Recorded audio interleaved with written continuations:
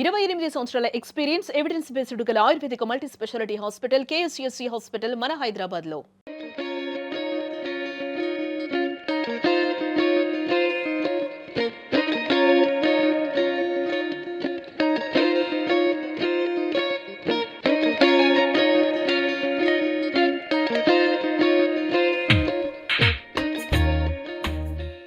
నెల్లూరులోని ఇప్పుడు ప్రస్తుతం వెంకయ్య నాయుడు గారి నివాసం ఉంటున్నటువంటి నివాసం లోపలికి మనం వెళ్ళిపోతున్నాం. ఆ ఇల్లు ఎలా ఉండబోతుంది ఏందనేది మనం ఒకసారిగా చూసే ప్రయత్నం చేద్దాం. రండి.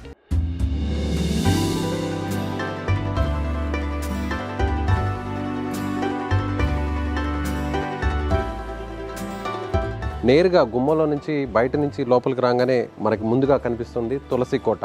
హిందువుల సాంప్రదాయం, అదేవిధంగా తెలుగువారు, ముఖ్యంగా తెలుగువారు తులసికి ఉన్న వారి జీవితంలో తులసికి ఉన్నటువంటి ప్రాధాన్యత ఏంటో మనం ప్రత్యేకంగా చెప్పవలేదు. వెంకయ్యనాయుడు గారు వారి కుటుంబంతో సహా ఇక్కడికి వచ్చినప్పుడు ప్రతినిత్యం వారి సతీమణి ఉషా గారు ఖచ్చితంగా ఇక్కడికి వచ్చి తులసి కోటలో దీపం పెట్టి వారి దినచర్యను ప్రారంభిస్తారు. మనం ఒక్కసారి ఇంటి ఆవరణాన్ని మనం పరిశీలించినట్లయితే ఇల్లు అంతా కూడా చూడడానికి కాస్త మోడర్న్గా ఉన్నప్పటికీ కూడా సాంప్రదాయబద్ధంగా, పూర్తిగా సాంప్రదాయబద్ధంగానే ఈ ఇళ్ళంతా కూడా నిర్మించారు. లోపలికి వెళ్దాం ఒకసారి. ఎవరు వచ్చినా కూడా గెస్ట్లు ఈ సోఫా సెట్లో కూర్చోబెడతారు. ఇది కూడా కంప్లీట్గా మనకి వుడ్తో కనిపిస్తుంది. బయట వాతావరణం గమనించినట్లయితే నాగలి, దేశానికి వెన్నెముక రైతు అని చెప్పి పదే పదే నాయుడు గారు చెప్తుంటారు. అది ఆ విషయాన్ని చాలా స్పష్టంగా కనిపించే విధంగా కూడా ఇక్కడ నాగల్ని ఆయన ఏర్పాటు చేయడం జరిగింది. ఇప్పుడు విద్యుత్ వచ్చింది, ఎలక్ట్రిసిటీ వచ్చింది, పవర్ వచ్చింది. బట్ గతంలో మాత్రం ఆ ఇంటిలో వెలుగులు నింపేది లాంతరు. ఇక్కడ మనకు లాంతరు చాలా క్లియర్గా కనిపిస్తుంది.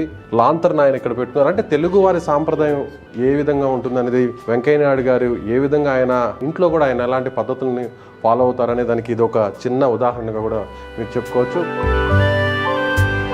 నాయుడు గారి నివాసంలో ఉన్నటువంటి ప్రధాన ద్వారం దగ్గర ఉన్న ఈ ద్వారం నుంచే బయట వరండా కారిడార్ నుంచి లోపల మెయిన్ లివింగ్ రూమ్లోకి వెళ్తున్నాం. అసలు వెంకయ్య నాయుడు గారి నివాసం ఎలా ఉండబోతుంది అనే విషయాన్ని మనం నేరుగా వెళ్ళి మనం చూడబోతున్నాం.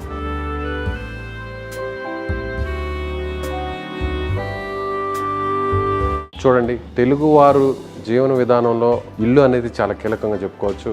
ఇంటిని చూసే వారి జీవన శైలి కావచ్చు, వారికి సంబంధించినటువంటి వ్యక్తిత్వం కావచ్చు, మొత్తం అన్నీ కూడా ఇంటిని చూస్తేనే ఎవరికైనా కూడా అర్థమైపోతుంది. అందరూ కూడా ముందుగా ఆ గణనాథుడికి పూజ చేసిన తర్వాత, ఆ గణనాథుడిని దర్శనం చేసుకున్న తర్వాత ఏదైనా పనులు ప్రారంభిస్తారనేది మనకి ఖచ్చితంగా తెలుసు. అలాగే నాయుడు గారి ఇంట్లో కూడా గుమ్మలో నుంచి ఎవరైతే నేరుగా ప్రధాన ద్వారం నుంచి నేరుగా వచ్చిన తర్వాత వారికి నేరుగా ముందుగా కనిపించేది ఆ గణనాథుడే. అలాగే మనం ఇటువైపును కూడా చూడవచ్చు. అంటే పాతకాలంలో కొన్ని విలువైనటువంటి వస్తువులను, విలువైనటువంటి వాటినన్నిటిని కూడా భద్రపరుచుకునేటువంటి పెట్టెలు, అంటే మనం చెక్కతో తయారు చేసినటువంటి పెట్టెలన్నీ ఉన్నాయో వాటిని ఇక్కడ నాయుడు గారి ఇంట్లో, అంటే పాతకాలం పద్ధతిలో ఉండేటువంటి దాన్ని మనం చాలా క్లియర్గా ఇక్కడ మనకి కనిపిస్తుంది. 2 ఫ్లోర్స్లో ఈ ఇల్లంతా కూడా ఉంటుంది. ప్రత్యేకమైనటువంటి లిఫ్ట్ను కూడా ఇక్కడ ఏర్పాటు చేయడం జరిగింది. కొన్ని బొమ్మలను కూడా ఇక్కడ ఏర్పాటు చేయడం జరిగింది. అంటే ప్రతి విషయాన్ని కూడా ఎక్కడా కాంప్రమైజ్ కాకుండా నాయుడు గారి ఇంటిని ఏ విధంగా నిర్మించారో మనం అర్థం చేసుకోవచ్చు. ఇంటికి రాగానే ప్రశాంతమైనటువంటి వాతావరణం ఉండాలని అందరూ కోరుకుంటారు. చూడవచ్చు, ఎక్కడ చూసినా కూడా మనకి ఆ రంగులను వేసినటువంటి విధానం కూడా మనం చాలా క్లియర్గా గమనించవచ్చు.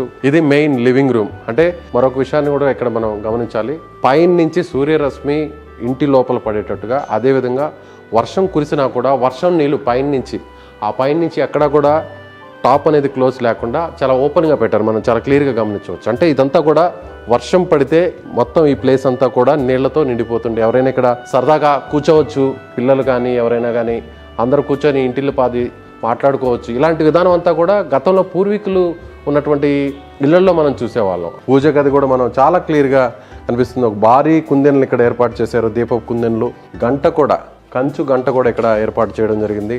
గుళ్ళో ఏ విధంగా అయితే గంట ఉంటుందో అదేవిధంగా ఇక్కడ గంటను కూడా ఏర్పాటు చేయడం జరిగింది. మనం చూడవచ్చు, ఆ దూలానికి ఏదైతే ఆ ద్వారం ఉందో ఆ ద్వారానికి కూడా గంటలు చాలా క్లియర్గా మనకు కనిపిస్తున్నాయి. హైందవ సాంప్రదాయం ప్రకారం ఓం అనేది కీలకం అనేది కూడా మనం చెప్పవచ్చు. అక్కడ మనం 4 సింహాలు భారతదేశ చిహ్నంగా చెప్పుకునేటువంటి టీపాయ్ మీద ఏర్పాటు చేస్తున్నారు. ఇక్కడ 4 సింహాలతో పాటుగా మరోవైపు వెనక వైపున గ్రామీణ వాతావరణం. ఆయన చిన్న వయసులో ఉన్నప్పుడు నాయుడు గారి ఫోటో ఏ విధంగా ఉంది అనేటువంటి ఆ ఫోటోని ఇక్కడ ఏర్పాటు చేశారు. దాన్ని మనం చాలా క్లియర్ గా చూడవచ్చు. కృష్ణుడి విగ్రహాన్ని పెట్టారు. మరోవైపు కలియుగ దైవం అయినటువంటి వెంకటేశ్వర స్వామిని కూడా ఆయన ఇక్కడ మరొక వైపు కూడా ఏర్పాటు చేయడం జరిగింది. చూడవచ్చు. ఆయన ప్రతి సంవత్సరం సంక్రాంతి నాడు మాత్రం ఖచ్చితంగా తన సొంత ఊరైనటువంటి నెల్లూరు ఈ ఇంటికి ఇక్కడికి వచ్చి ఖచ్చితంగా ఒక 2-3 రోజుల పాటు ఉండి ఇంటిల్ల పాదంతా కూడా సంక్రాంతి పండుగను ఎంతో వైభవంగా చేసుకుంటుంటారు.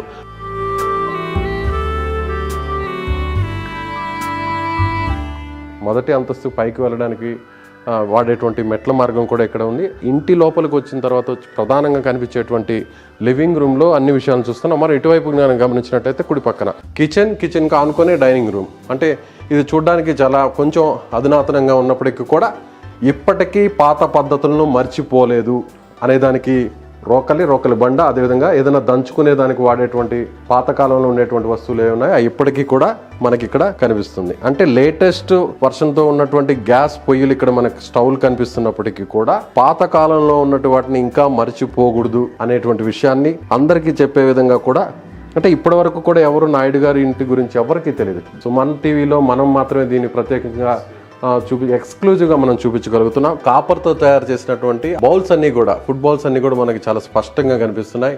డైనింగ్ రూమ్ నుంచి ఆనుకొని మరొక డోర్ కూడా ఉంది. ఈ ద్వారం నుంచి ఇటువైపున, అంటే ఇంటికి దక్షిణం వైపు ఉన్నటువంటి డోర్ని మనం ఒకసారిగా వెళ్ళే ప్రయత్నం చేద్దాం. చూడండి, రోకలి అంటాం. వీటిలో పాతకాలంలో దంచుకొని, అంటే రోకలతో దంచుకొని వడ్లు కానీ బియ్యం కానీ వీటన్నిటిని కూడా ఒకప్పటి కాలంలో వీటితోనే తయారు చేసేవాళ్ళు. ఇప్పటికీ దీన్ని వాడుతున్నారంటే దీని ప్రత్యేకత మనం గమనించవచ్చు. ఇప్పటికీ కూడా వెంకయ్య నాయుడు గారి సతీమణి ఆమె ఇప్పటికీ ఇక్కడికి వచ్చినప్పటికీ కూడా పైన, లేదంటే ఆమె బెడ్రూమ్లో వాళ్ళు చాలా అధునాతమైనటువంటి ఫర్నిచర్ ఉన్నప్పటికీ, మంచాలు ఉన్నప్పటికీ, పరుపులు ఉన్నప్పటికీ, బెడ్స్ ఉన్నప్పటికీ వాటన్నిటినీ కాదని ఇక్కడికి వచ్చి ఉషా గారు కూర్చున్న తర్వాతే ఆమె ఎంతో సంతోషంగా ఫీల్ అవుతారు. ఇకపోతే మనం ఇటువైపు కూడా మనం గమనించవచ్చు. తిరగలి రోకలి బండ, ఆ రుద్దేటువంటి రాయి, ఇది మనం ఇక్కడ వీటితో చాలా రకాలైనటువంటి పచ్చళ్ళు కావచ్చు, పొళ్ళు కావచ్చు, వీటన్నిటితో చేసుకుంటారు.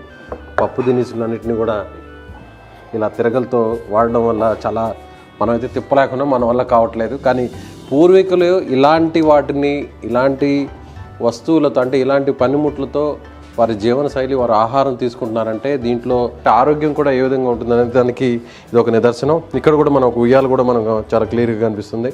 ఇప్పుడున్నటువంటి ఈ జనరేషన్లో ఇలాంటి ఇళ్లను సాంప్రదాయం, సంస్కృతి ఉట్టిపడేలా, ముఖ్యంగా మన తెలుగు సంస్కృతి సాంప్రదాయం ఉట్టిపడేలా ఉండేటువంటి ఇళ్లను ఎవరు కూడా బహుశా కట్టకపోవచ్చు. నాకు తెలిసినంత వరకు నాయుడు గారు, వారి కుటుంబ సభ్యులు దీన్ని ఏ విధంగా కట్టారనే దానికి మనకు ఇక్కడ కనిపిస్తున్నటువంటి ప్రతి వస్తువు కూడా మనకి చాలా క్లియర్గా కనిపిస్తుంది. పూర్వీకులు వాడేటువంటి ఇళ్లలో, నివాసంలో ఉండేటువంటి గడియారం, అంటే స్తంభం లాంటి గడియారం ఎలా ఉందో, మనం ఎంత పురాతనమైనటువంటి గడియారంగా ఉందో మనం ఆ క్లాక్ని చూస్తుంటే మనకి చాలా క్లియర్గా కనిపిస్తుంది. ఇటువైపు నాయుడు గారికి సంబంధించినటువంటి, అదేవిధంగా వారి కుటుంబానికి సంబంధించినటువంటి గదులు కూడా ఉన్నాయి. ఆ వాడుతున్నటువంటి బెడ్స్ ఉన్నాయో, ఆ మంచాలు ఉన్నాయో, అవి కూడా పాతకాలంలో సాంప్రదాయం, సంస్కృతి ఉట్టిపడేటువంటి నిర్మించినటువంటి ఇల్లు ఎంత సాంప్రదాయబద్ధంగా ఉందో కూడా మనకి చాలా స్పష్టంగా కనిపిస్తుంది.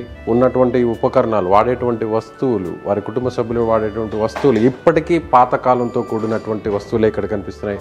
సాంప్రదాయం, సంస్కృతి ఉట్టిపడేటువంటి వస్తువులు కనిపిస్తున్నాయి. మన తెలుగు సంస్కృతి ఇక్కడ కనిపిస్తుంది. తెలుగు వారి జీవన విధానం ఇక్కడ మనకి చాలా స్పష్టంగా కనిపిస్తుంది. తెలుగు జాతి గర్వించదగినటువంటి వ్యక్తుల్లో ఖచ్చితంగా మన ఉపరాష్ట్రపతి వెంకయ్య నాయుడు గారి పేరు చిరస్థాయిగా ఎప్పటికీ కూడా నిలిచిపోతుంది.